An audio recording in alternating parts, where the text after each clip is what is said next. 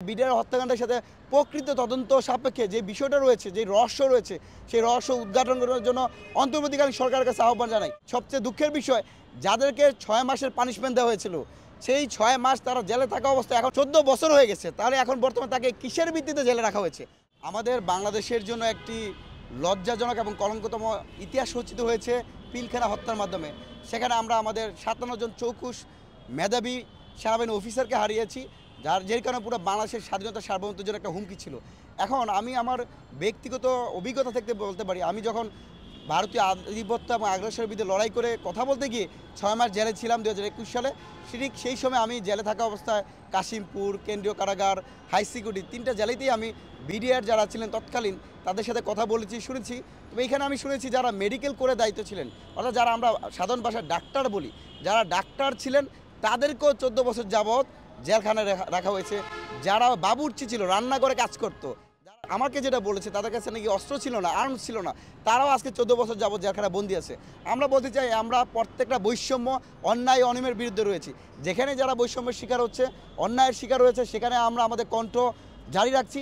একইভাবে আমরা বিডিআর হত্যাকাণ্ডের সাথে প্রকৃত তদন্ত সাপেক্ষে যে বিষয়টা রয়েছে, যে রহস্য রয়েছে, সেই রহস্য উদ্ঘাটন করার জন্য অন্তর্বর্তীকালীন সরকারের কাছে আহ্বান জানাই।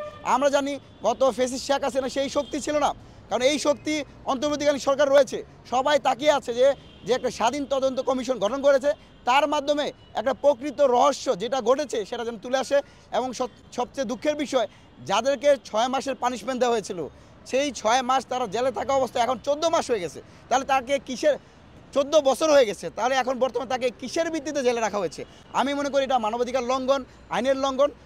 অনতিবিলম্বে দ্রুত সময়ের মধ্যেই অন্তর্বর্তীকালীন সরকারের প্রতি আহ্বান জানাই, আইন মন্ত্রণালয় এবং স্বরাষ্ট্র উপদেষ্টা মন্ত্রণালয়ের সমন্বয়ে যেখানে আইনের ব্যত্যয় ঘটেছে, মানবাধিকার লঙ্ঘন হচ্ছে, আমাদের সাহসী অফিসারদেরকে, বিডিআরের যারা নির্যাতিত নিষ্পেষিত হয়েছে, যারা ইনোসেন্ট নিষ্পাপ এই হত্যাকাণ্ডের সাথে জড়িত নয়, তাদেরকে দ্রুত সময়ের মধ্যে জামিন দিয়ে তাদেরকে সাধারণ জীবনযাপন করার সুযোগ দেওয়ার জন্য আমি আহ্বান জানাচ্ছি। জুলাই আগস্ট ছাত্র নাগরিক অভ্যুত্থান পরবর্তী যে নতুন বাংলাদেশ অন্তর্বর্তীকালীন সরকারের প্রথম দায়িত্ব ছিল এই অভ্যুত্থানে যারা শহীদ হয়েছে প্রত্যেকটা শহীদের পরিবারের প্রাপ্য সম্মান নিশ্চিত করা, তাদেরকে পুনর্বাসন করা। কারণ আমরা জানি প্রায় 30,000-এর অধিক আহত যোদ্ধা রয়েছে, যাদের অনেকের এক হাত চলে গেছে, অনেকের এক পা নাই, অনেকেই 2 চোখ চিরতরে হারিয়ে গেছে।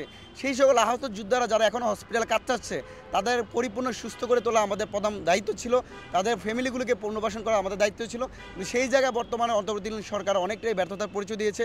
যে কাঙ্ক্ষিত বাংলাদেশে আমরা ফিরে যাওয়ার কথা ছিল, সেই কাঙ্ক্ষিত বাংলাদেশে অনেক জায়গায় আমরা যেতে পারি নাই, যদিও আমাদের অনেক সীমাবদ্ধতা ছিল। আপনারা জানেন, অন্তর্বর্তীকালীন সরকার ক্ষমতা নেওয়ার পরপরই আমরা পানি সন্ত্রাস দেখেছি, ভারতীয় আধিপত্য আগ্রাসন দেখেছি, প্রায় 56 লাখ মানুষ পানিবন্দী ছিল। একই পর্যায়ে আমরা সাম্প্রদায়িক দাঙ্গা সৃষ্টির প্রক্রিয়া দেখেছি, পোশাক শিল্প ধ্বংসের প্রায়। তো এমন একটা মুমূর্ষু অবস্থায় যে দায়িত্ব অন্তর্বর্তীকালীন সরকার নিয়েছে, সেই জায়গায় আমাদের অনেক আশা ছিল এবং আমরা জানি তাদের লিমিটেশন আছে। তারপরও আহত যোদ্ধাদেরকে পরিপূর্ণ সুস্থ করে তোলা, শহীদ পরিবারের সম্মান নিশ্চিত করা, সেই জায়গাতে তারা যে ব্যর্থতা পরিচয় দিয়েছে, সেটাকে কোনোভাবেই পক্ষপাতমূলক বলা যায় না।